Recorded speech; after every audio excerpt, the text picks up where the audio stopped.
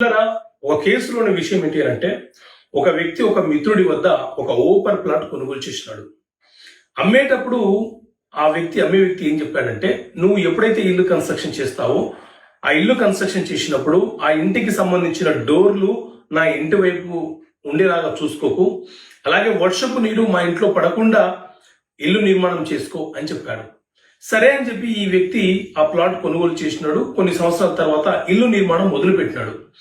ఇప్పుడు అమ్మిన వ్యక్తి ఏం చేస్తున్నాడంటే, నువ్వు ఆ రోజు ఒప్పుకున్నటువంటి కండిషన్స్ ఏవైతే ఉన్నాయో అవన్నీ కూడా ఒక బాండ్ పేపర్ మీద రాసి ఆ పేపర్ నాకు రిజిస్ట్రేషన్ చేసి ఇవ్వాలి అని అంటున్నాడు.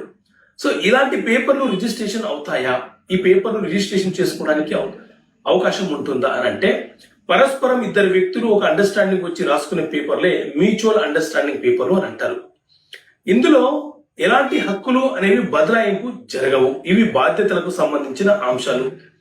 సో మిథిలేష్ వర్సెస్ మోహన్ లాల్ అనే కేసులో ఆంధ్రప్రదేశ్ హైకోర్టు 1997లో ఒక కీలకమైనటువంటి తీర్పునిచ్చింది. ఎప్పుడైనా సరే హక్కులు బదలాయింపు జరిగినప్పుడు మాత్రమే ఆ పేపర్లు రిజిస్ట్రేషన్ చేసుకోవాలి. ఎందుకంటే ఆ ఆస్తులకు విలువ కడతాం కాబట్టి రిజిస్ట్రేషన్ చేసుకోవాలి. కానీ మ్యూచువల్ అండర్స్టాండింగ్ మీద రాసుకునే పేపర్లకు రిజిస్ట్రేషన్ అవసరం లేదు. ఎందుకంటే వాటిని విలువ కట్టడం అనేది అసాధ్యం అని చెప్తూ